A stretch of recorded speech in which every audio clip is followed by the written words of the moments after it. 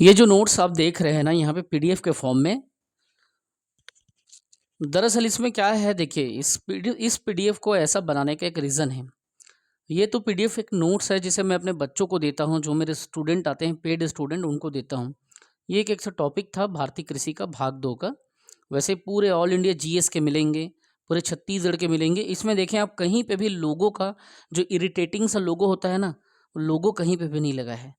मतलब आप इसको कभी भी प्रिंट आउट करा सकते हो, लैपटॉप में पढ़ सकते हो, मोबाइल में पढ़ सकते हो, स्क्रीन पे पढ़ सकते हो, या प्रिंट आउट करा के पूरा कंप्लीट वाइट बैकग्राउंड के साथ में है ना, इसे आप प्रिंट आउट करा के पढ़ सकते हो। मैं कहीं पे भी लोगो नहीं रखा हूँ।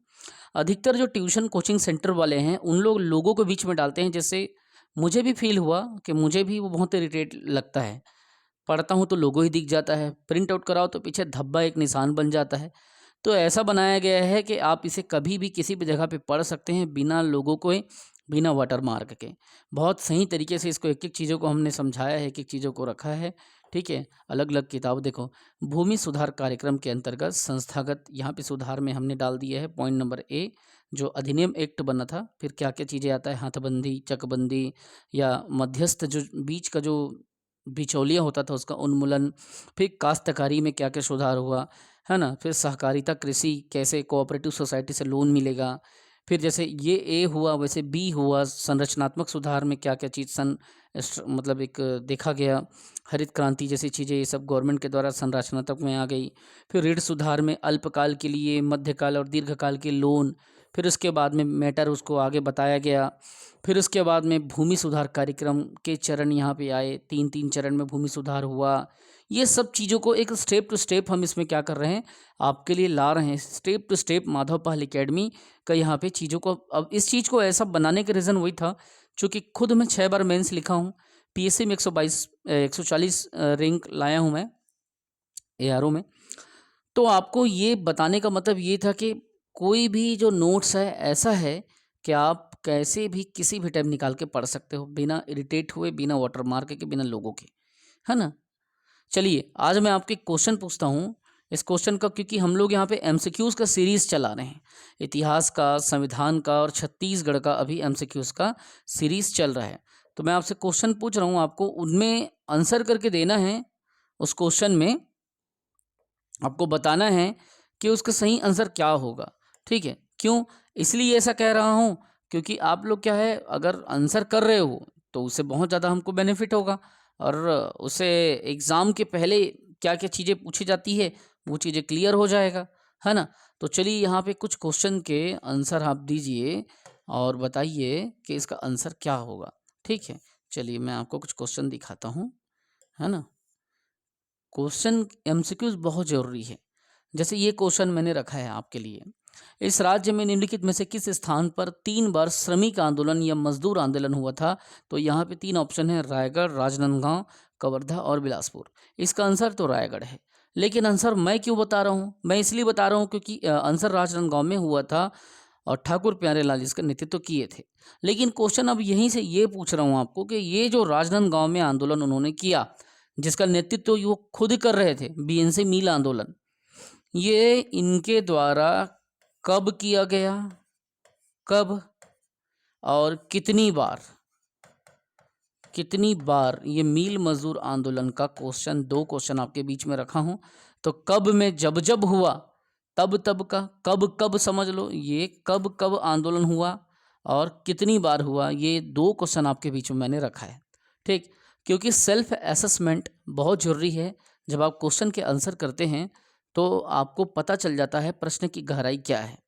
और किसी भी प्रकार का कोई कोर्स अगर आपको, हमारा टीचिंग स्किल अच्छा लगता हो, समझाना अच्छा लगता हो, कोई भी कोर्स अगर आप लेना चाहते हैं तो आप हमें क्या करें, हमारे इस नंबर पे 9575204321 पे संपर्क कर लें, ठीक? सबसे पहले एक क्यूआर कोड दिया जाएगा जिसमें आपको पेमेंट करना है और स्क्रीनशॉट को सेंड करना है।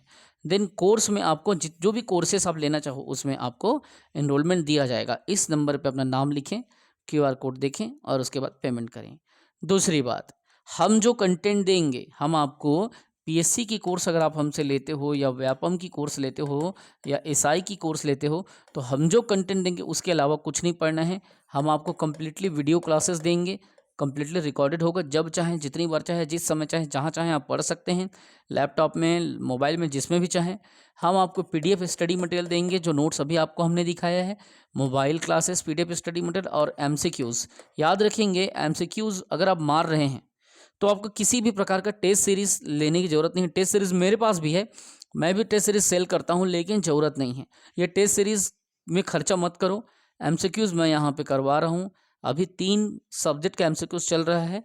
एक है आपका इंडियन हिस्ट्री, ठीक है, इतिहास का, ये घटना चक्र का, पूर्वालोकन का चल रहा है। एक है आपका पॉलिटी बोलो या कॉन्स्टिट्यूशन बोलो, है ना, तो कॉन्स्टिट्यूशन का, कॉन्स्टी का, ये भी चल रहा है घटना चक्र से। घटना चक्र से चल रहा है पूरा, ठीक है, ये भी घटना से चल रहा है। और एक है आपका CG का MCQs जो पहले पूछा गया है वो सब इसमें शामिल रहेगा, ठीक है, छत्तीसगढ़ का।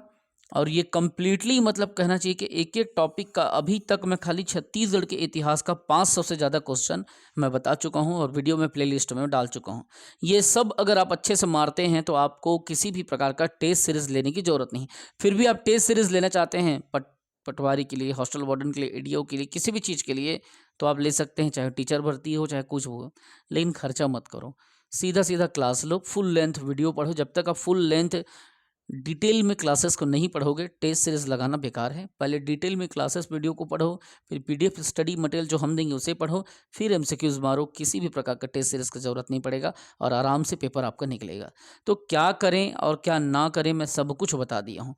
किस कंटेंट को पढ़ें, कैसा पढ़ें, मैं वो भी बता दिया हूँ। और जो कंटेंट हम दे रहे हैं वो तो केवल एक डेमो मात्र है। वैसे कितने स्टडी मटेरियल आपको मिलेंगे एक एक सब्जेक्ट की, पूरे ऑल इंडिया GS, इतिहास, संविधान, भूगोल, अर्थव्यवस्था, पर्यावरण, फिर उसके बाद छत्तीसगढ़ की जनजाति, पंचायती राज, कंप्लीट CG। आपको कुछ भी कोर्स किताब खरीदना नहीं पड़ेगा, कोई भी कहीं बुक लेना नहीं पड़ेगा। ये अगर कोर्स आप हमसे लेते हैं, पूरे सब चीज़ रहेगा, अलग से कुछ लेके पढ़ने की ज़रूरत नहीं है। और इंटीग्रेटेड क्लासेस भी हम आपको देंगे। मतलब अगर आप PSC का कोर्स लेते हो, मान लेते हैं कि आपने PSC का लिया, तो हम आपको व्यापम की क्लासेस फ्री में देंगे। व्यापम के लिए अलग से आपको कोर्स लेने की ज़रूरत नहीं है। अगर आप व्यापम लेते हो तो व्यापम में जैसे SI हो गया, वो सारी चीज़ें कवर हो जाएगा, ठीक है। SI, पटवारी, हॉस्टल वार्डन जो एग्ज़ाम है वो सब इसी से कवर होगा। अब PSC लेते हो तो ये complete Vyapam plus complete PSC को कवर करेगा। व्यापम के पैटर्न का है, PSC का पैटर्न का है। टोटल इसमें 800 प्लस क्लासेस हम आपको देंगे, ठीक है, ये दोनों में। लेकिन लेवल ऑफ टफनेस ये PSC के अकॉर्डिंग रहेगा, यहाँ पे जो हम PSC दे रहे हैं वो, ठीक। और व्यापम का भी हम 800 देंगे, लेकिन इसका level of toughness according to Vyapam होगा, जैसे नेचर में व्यापम पूछता है। और ये लेते हो तो सब चीज़ इसमें शामिल रहेगा, ठीक है। व्यापम का फीस मात्र 4500 है, पूरे साल भर का वैलिडिटी रहेगा। PSC प्लस व्यापम दोनों लेना है, जिसमें NTPC रेलवे भी शामिल है। इसमें हम क्या किए हैं, रेलवे भी आपको दे रहे हैं। मैं खुद रेलवे पे हूँ, वर्किंग हूँ रेलवे पे, और कंटिन्यू मतलब 8 साल 9 साल हो गया मुझे टीचिंग के फील्ड में काम करते हुए, ठीक है। सन 2015 से मैं टीचिंग के फील्ड में काम कर रहा हूँ, तो कंटिन्यू अभी मैं पढ़ा रहा हूँ। जो भी मेरे एक्सपीरियंसेस आपको वीडियो से देख के समझ में आ जाएगा। 275 स्टूडेंट अभी तक हमारे सेलेक्ट हो चुके हैं। 6 बार मैं मेंस लिख चुका हूँ, PSC में 140वां रैंक ला चुका हूँ, छोटे मोटे एग्जाम निकाल चुका हूँ।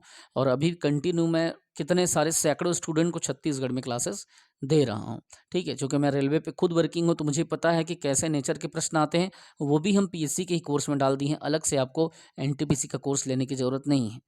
बस आपको MCQs मारना है, डिटेल में पढ़ना है, वीडियो देखना है, और जो PDF है उसको प्रिंट आउट करा लेना, ठीक है। जो हमने आपको PDF दिखाया, इन्हीं सब चीज़ों का ही गेम है ना। It is the game of planning. Exam crack करने के लिए सही प्लानिंग के साथ अगर आप तैयारी करते हैं तो आराम से आपका पेपर निकलेगा।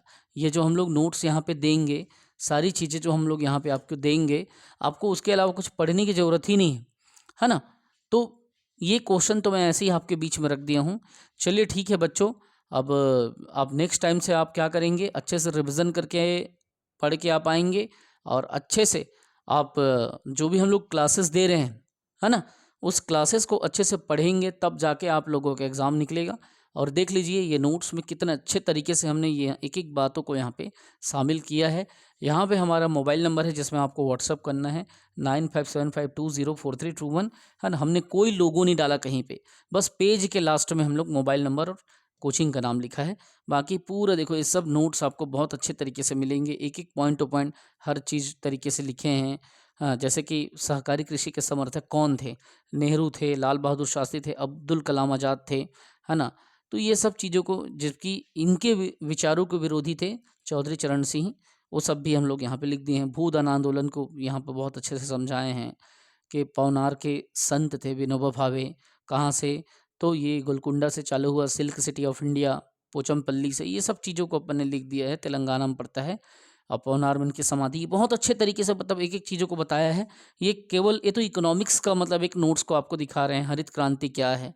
कैसे-कैसे हरित क्रांति आया, कब आया, है ना? ये सब चीज़ हम लोग बता रहे हैं, इसके क्या-क्या बेनिफिट हुए, कैसे-कैसे हुआ, किस-किस क्षेत्रों में कैसे-कैसे प्लानिंग चालू हुआ, ये सब चीज़ को हम लोग यहाँ पे बताएँ। हरित क्रांति से प्रधानमंत्री जो इंदिरा गांधी था उसका नाम जोड़ा जाता है। सर्वप्रथम प्रयोग हरित क्रांति शब्द का विलियम गार्ड ने किया। हरित क्रांति के 3 चरण चले थे। 66 में चालू हुआ, 85 तक चला, 85 से 91, फिर उदारीकरण की नीति वगैरह आया, फिर 91 से 95, ये सब हरित क्रांति के चरण थे। ये सब को बहुत अच्छे से बताया। फिर एक-एक चीज़ों में क्या-क्या प्रयोग हुआ, कैसे हुआ, बहुत अच्छे से हमने नोट्स को बनाया है, ठीक है? बस आपको जो हम देंगे आपको वही पढ़ना है, एक्स्ट्रा कहीं कुछ नहीं दिमाग लगाना है और उसी को पढ़ के ही आपको सिलेक्शन लेना है। प्रीलिम्स को मैं खुद 6 बार निकाला हूँ, 6 बार क्रैक किया हूँ, सीजीपीएससी प्रीलिम्स को 140वां रैंक लाया हूँ। मैं दावा करता हूँ कि जो-जो हम लोग देंगे, उसी को ही अगर आप अच्छे से कर लिए तो किसी किताब की ज़रूरत नहीं है। 3 बातें याद रखना, वीडियो अच्छे से पढ़ना डिटेल में, पीडीएफ अच्छे से करना, पीडीएफ जो मटेरियल दूँगा उसको, और एमसीक्यूज़ मारना। एमसीक्यूज़ का डेली यूट्यूब में क्लासेस हो रहे हैं। पूरे यूट्यूब में डेली अपलोड हो रहा है। सीरीज़ बना दिया गया है इतिहास का, संविधान का, छत्तीसगढ़ का। आपको कहीं-कहीं नहीं देखना है, सब चीज़ आपको यूट्यूब चैनल से मेरे और हमारे पेड कोर्स से हो जाएगा। ज़रूरी नहीं कि आप पेड कोर्स लो। कई बच्चे ऐसे हैं जो केवल स्टडी मटेरियल चाहते हैं, कंप्लीट पेड कोर्स नहीं चाहते। केवल स्टडी मटेरियल चाहते हैं तो मात्र 3500 में भी पूरा कंप्लीट आपको स्टडी मटेरियल दे दिया जाएगा। ठीक है, चलो जय हिंद, वंदे मातरम, खूब पढ़ें, अच्छे से आगे बढ़ें।